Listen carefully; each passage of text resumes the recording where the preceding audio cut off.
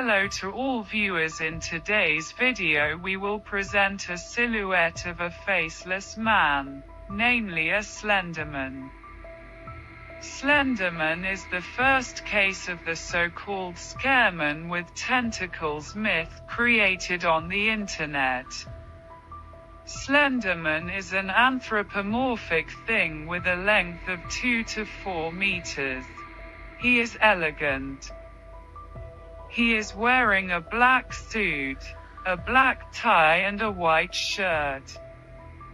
His limbs are incredibly long and the face is a white mask with no features, eyes, mouth and ears. On the back hides 6 tentacles with which he attacks his victims. Slenderman is invisible, which is why he is rarely photographed or recorded on video, moves in the shadows, tracks children and teenagers. There are divided opinions on whether he is a protector or a threat, believe it or not.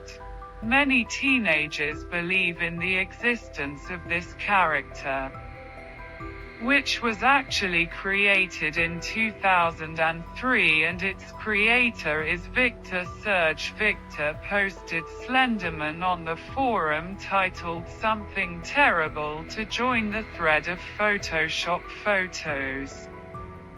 Attention grew and the character became famous meme around the world. It spread and evolved into material for creepypasta, a kind of common horror genre, when Slenderman became a literary and fictional character.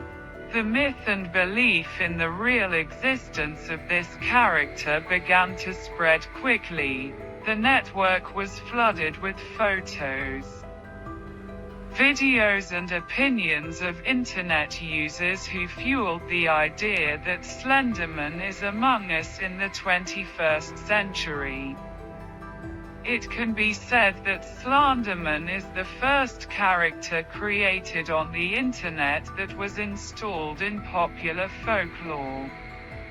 It opened the door to other digital myths. Slenderman also has its victims. The terrifying story of Slenderman that everyone talks about, but not many have the courage to see it. The victims of Slenderman are children or young people who always use phones, tablets or computers. Also lie in wait for fans of urban horror legends created on the internet. They are addicted to websites such as creepypasta, where 1,000 horror stories are published. In 2014, the story of Slenderman delighted thousands of teenagers such as Anissa Weier and Morgan Geezer. An already twisted myth took a dark turn on May 21, 2014. Anissa and Morgan, two 12-year-old girls from Wisconsin, met and formed a special friendship because they had a lot in common. Anissa was too popular and had no friends. Morgan was also a loner and she didn't have many friends except Peyton Leutner, who had recently been leaving her aside. Anissa and Morgan had a lot of imagination and both shared literary interests. They were fans of mystery and horror literature. A friendship developed between them which fueled the fantasies. The friends decided to kill Peyton using the noise during Morgan's birthday because the three of them slept in the same house to have a pajama party. They went to a park near the forest under the pretense of playing hide and seek. They took Peyton to the deepest part of the forest. There they stabbed him 19 times with a kitchen knife. The killers left the victim dying and fled the scene. Peyton dragged himself to a nearby road where a cyclist found him. Luckily he was taken to the hospital where his life was saved. While all this was happening, Morgan and Anissa were stopped by a police officer who considered the presence of two young girls walking alone on Interstate 94 suspicious. Anissa told the officer that Peyton Leutner had just been murdered, and said they were going to the Nicolet Nature Reserve where Slenderman's residence was located to meet him. The background and precedents of this strange criminal case were told in detail and with great skill by Irene Taylor Brodsky. Her documentary Beware the Slenderman premiered on HBO in 2016. Slenderman's influence on internet users is huge. Morgan and Anissa tried to kill Peyton to honor Slenderman. The girls wanted to become his servants and mythical agents. According to his supporters, the servants are responsible for his dirty work. They both, without hiding anything, admitted the facts to the police, telling everything with childish naivety.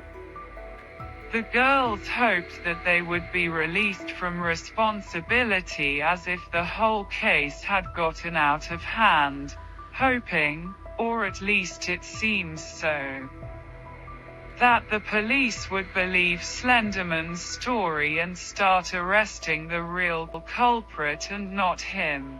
But this is not a story about morality. But Inua of the Slenderman presents the facts with a captivating coldness.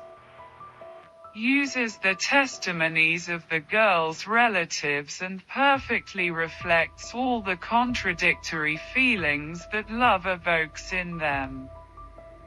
The document becomes a game, as if playing Russian Matryoshka dolls, in which we discover more and more details of the case, shows the power of myths, tries to understand all the personalities of the girls, and, incidentally, warns us that the generation gap and new technologies do not go hand in hand. Also shows that the internet has broken the barrier between reality and fiction. Morgan and Anissa decided to believe in Slenderman for reasons as absurd as these. Two teenage girls stabbed a boy while paying tribute to an imaginary creature that was waiting for them in the depths of the forest. Ultimately, the girls were found guilty, punished as adults and sentenced to 65 years in prison. This story became fodder for the tabloid media. It sparked an absurd debate on the limits of content control and the use of the internet. It also caused a huge panic in the United States, where there were cases of brutal attacks related to the cult of the Slenderman character. For example, Lily Hartwell in Florida set her family house on fire. The incident took place on September 4, 2014, when her mother and 9-year-old brother were sleeping. Although it was known that the event could have been related to a domestic quarrel or an accident, the girl said she didn't know what happened and admitted that she regularly visits Creepypasta and the Solitaire website. It was enough for the tabloid media to spend a few days talking about it and linking him with Slenderman. Today, Slenderman is a horror character who inspires film directors. Many, however, believe that the character is real.